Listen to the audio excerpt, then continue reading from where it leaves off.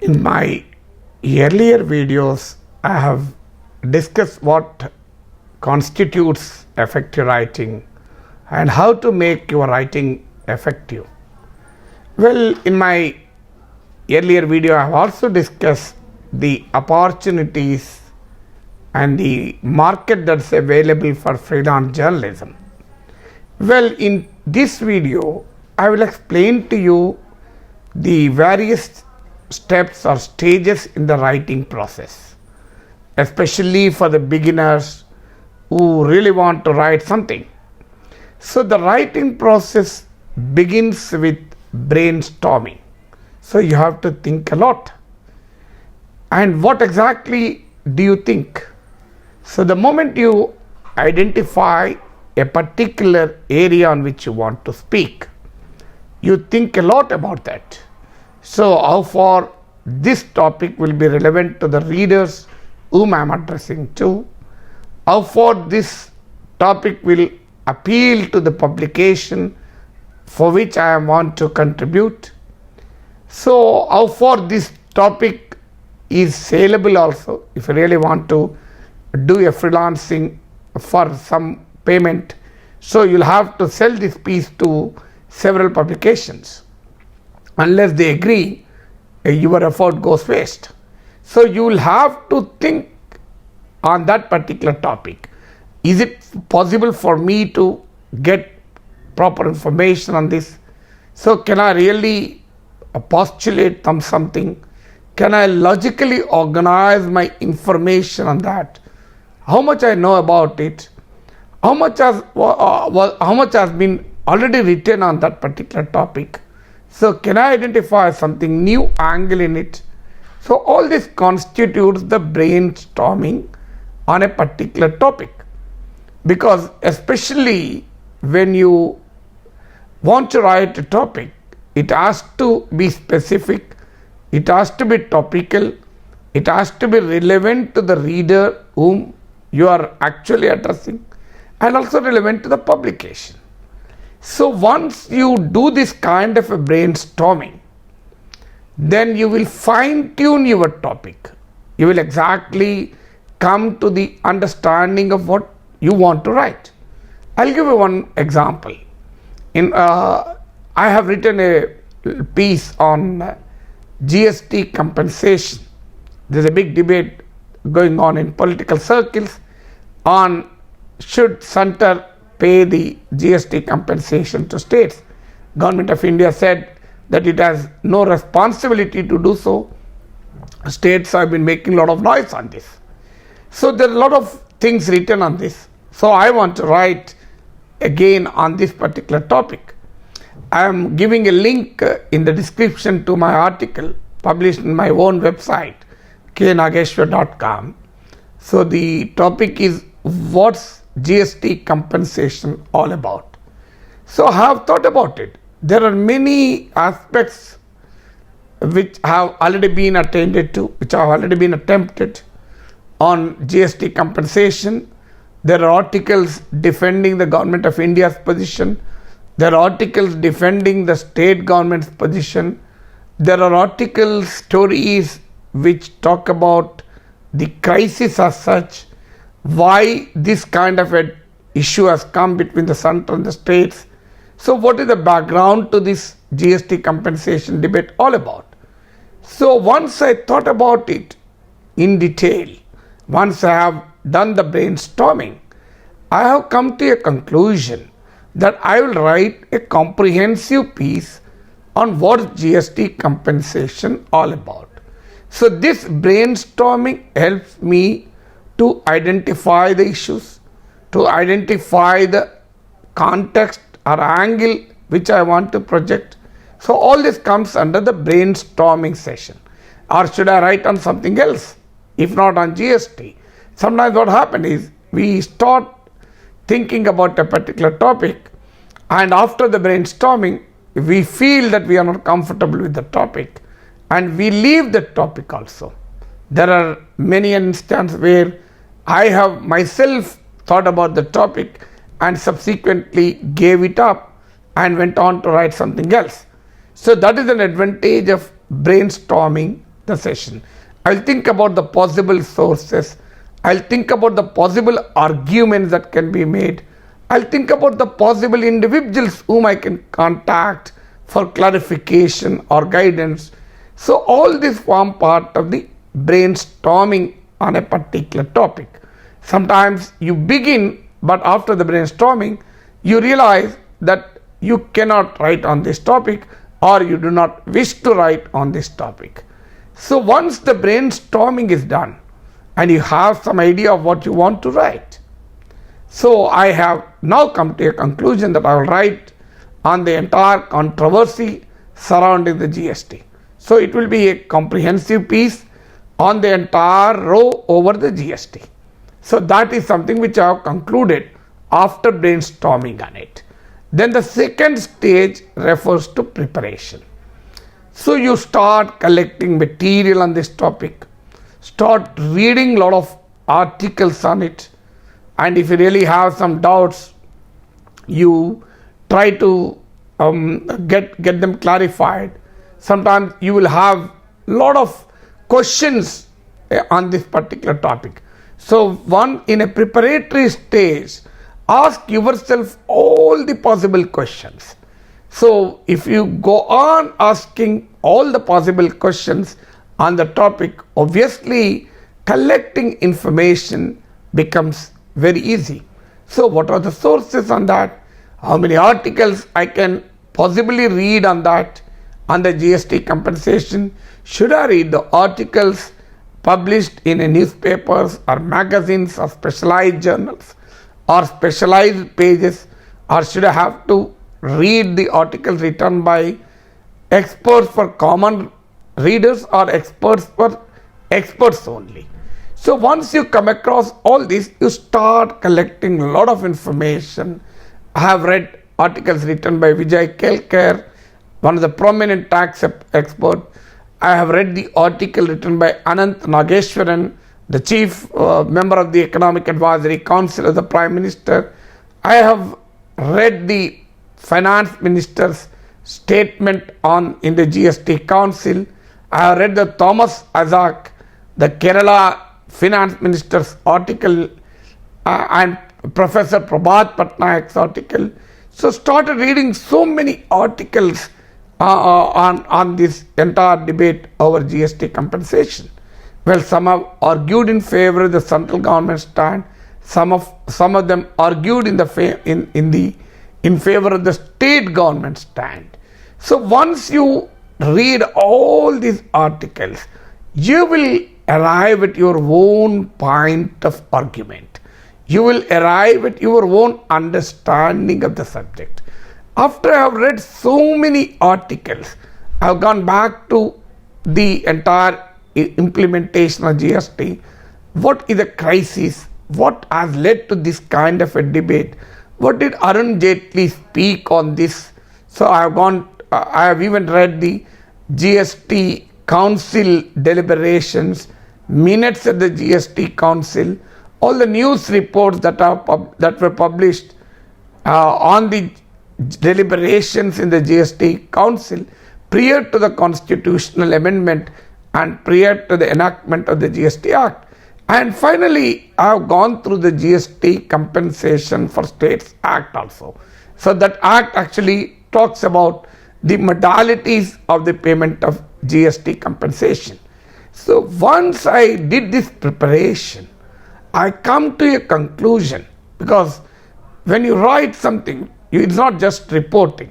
In reporting, you actually report the facts on the ground, whatever you see and whatever you observe. But when you write an article, when you write an analysis, when you write an opinion piece, you take a stand on that. So after reading all this and after making all this preparation, I have identified the gaps in my preparation. I wanted some more material on the implementation of GST. What factors led to the fall in the GST compensation cess fund? So I have again gone back to the material which I had. The moment you identify the gaps in your preparation, you try to collect some more material, you try to speak to some people, some experts, consult certain reports or documents and try to fill these gaps, because information gaps make your article ineffective. Information gaps make your story inaccurate also at times. So try to avoid the gaps in your information at the preparatory stage itself. Well, of course, you can always try to bridge the gaps in the later stage of the writing process, but it is always better you fill the gaps at the preparatory stage. Collect as much information as you can on a particular topic. So quite often people try to edit the information you want to collect. Never limit the information you want to collect. You may not use all that information in that particular article. Well, you may not use all that material you collect in your story. Doesn't matter. Where knowledge will never go waste.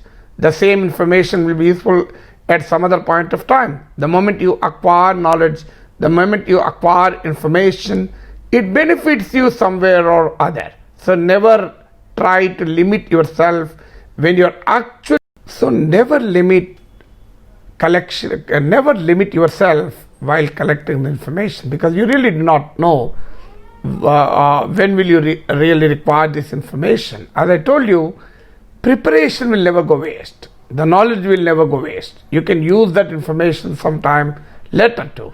So once this preparation stage is completed, then the third stage is preparing the outline. So you prepare an outline of your article. So you have thought about the topic, you have fine-tuned your topic, you have prepared, you have read a lot of things about that topic, you have fairly good idea of what you want to write, and you have fairly good idea on the topic. So once you have this kind of an understanding, then the next stage is about outline. Outline essentially means list of subheadings on which you want to write your story. So it's something like a pillars on which you want to construct a building. Once you have the pillars, it's very easy to construct the wall and construct the other aspects, other aspects of the building. Similarly, once you have the list of subheadings, once you have the outline, once your skeleton, it is quite helpful in many ways. It helps you in logically arranging them in a particular order so that the reader can easily pass through the information which you are giving. It's called the logical progression in writing. Number two, it will also help you to identify the gaps in your story. Are you really missing something important? Or is there any disconnect in what you are writing? C, it will also help you not to miss certain important points. Once you list out the main points as subheadings, then it becomes easy for you to fill the flesh. You have a skeleton, you are only filling the flesh into it. So for example, in this topic, if you read this topic, the link is given in the description, you will understand I have divided the entire article into 6 or 7 subheadings. So why GST compensation cess?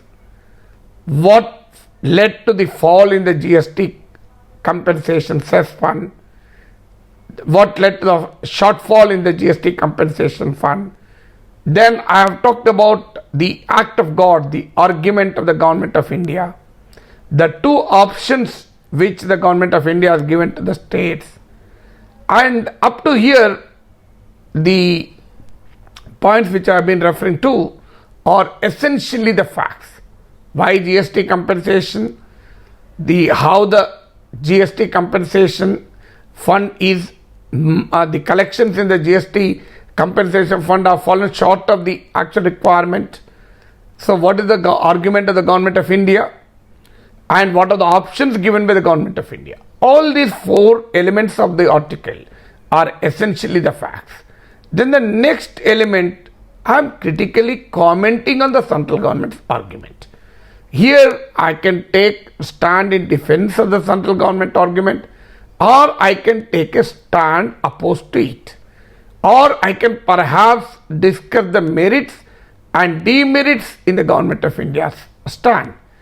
So this depends upon your own opinion. Nobody, this is not related to the style of writing. This is related to the subject of writing. But you have to make a comment on the central government proposal. That comment may be in defense of the government's argument or opposing the government argument. That is up to you. So that is that's related to your own understanding of the subject. Nobody can force you on that. So, but here I have talked about the central argument, and I call them fraudulent arguments because I totally disagreed with the central government's argument. So I have justified why I disagreed with the central government's argument. It is not proper to just make a comment that they are fraudulent arguments and leave. So you have to justify your own statement. So in this part of the story, I have explained to the reader why I feel central government's arguments are not correct. Then comes the question, why should I not only call the central government's argument, I have to dismiss each one of those arguments, and I have to explain why central government should bear the responsibility. All that has come in 1 or 2 points. Then comes the question, why, if the center reneges, if the center doesn't discharge this responsibility, what will happen? So in this part I have explained the crisis in GST, how the GST, what is the experience in the implementation of GST, how the GST collections have been fallen short of the expectations, and how the GST fiasco is not just related to COVID-19. So to defend and substantiate my argument that goes contrary to the Government of India's argument, I have explained the experience of GST implementation under the subheading existential threat. So I started with what the GST compensation all about, why GST compensation has been proposed at the first instance, and what really happened, why there was a shortfall in the GST compensation cess. Then what the Government of India argument, why is it calling an act of God? Is that a correct argument? What are the options given by the Government of India? So do I agree with those options, or what is my own argument? And finally, what I have analyzed, what will happen to this issue if the central government refuses to act? So this forms part of the entire story. So once you prepare this outline, it is easy for you to complete the story.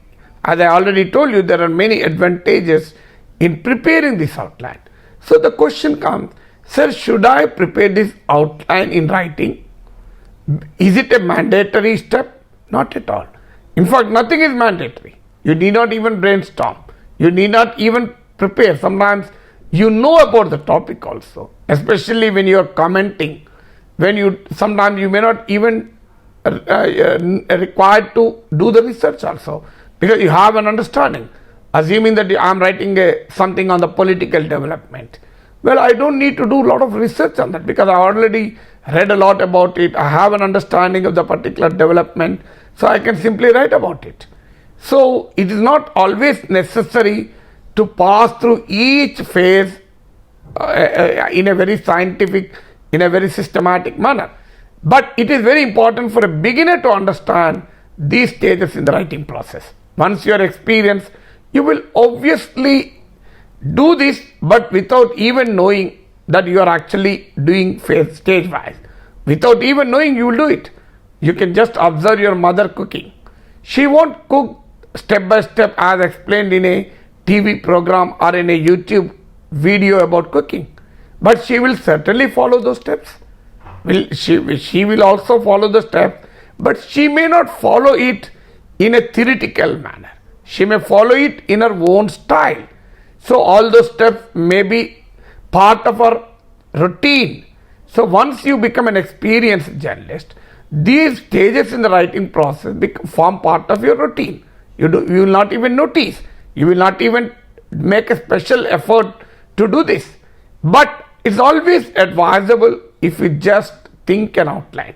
You may not put it on the paper, or you may not especially write it down on a piece of paper, but you will certainly benefit if you think about this outline of your story. Then comes the stage drafting. So the stage 1 is brainstorming, stage 2 preparation, stage 3 preparing the outline, stage 4 is the drafting. Then once you have the outline, you draft the story. While drafting, you should be careful about is your story progressing in a logical manner? Is your story or organizing information in a proper form? Is there a clarity in what you are arguing? Are you properly quoting someone or some report? It's always better to attribute that any information, any authentic, credible information which you are mentioning. So attribution gives value to what you are writing. So you can attribute it to a report. For example, in my story on GST, I have given you the analysis of the implementation experience of GST. I have quoted the annual statement of the Government of India to explain why how the GST has fallen short of the expectations. So I have quoted the Finance Minister. So all this form part of the drafting stage. Once you draft the stage, it depends upon the topic. It can be argumentative, it can be explanatory, it can be descriptive, it can be analytical. So whether analysis or argument or description or explanation gets the priority, that depends upon the article. So once you have this drafting stage completed, then the final stage is the revision. You revise the story once again. Again, very experienced journalists may not even revise. So they simply complete the story, but it's always better to give a reading. What happens is sometimes you do mistakes. You think something and put something else on the paper. So you think something, but when you actually compose, you compose something else. So you are in a state of subconscious mind. So to avoid that, you will have to read the story, read the draft of your story once, or you can reorganize the paragraphs. You may rewrite a sentence. You may add something to give clarity to the story. You may cut off something because that is a redundancy, that is a repetition. You may divide a subheading into 2 subheadings. You may club 2 subheadings into 1 subheading.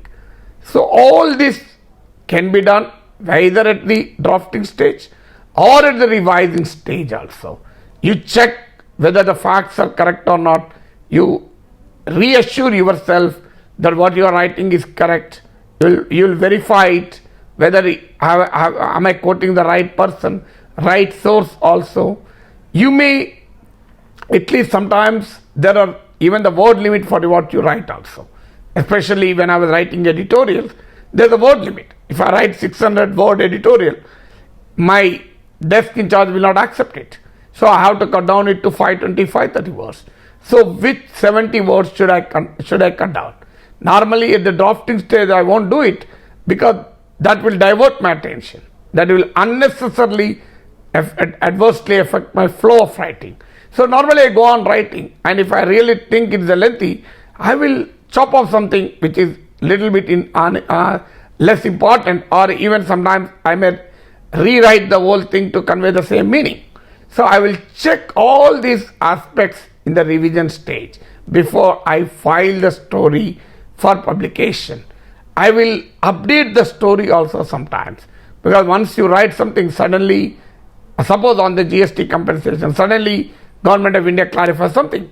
So I will update the story also, depending on the time I am sending, before even at the last minute of sending the story also, I will have to check whether any latest update is available.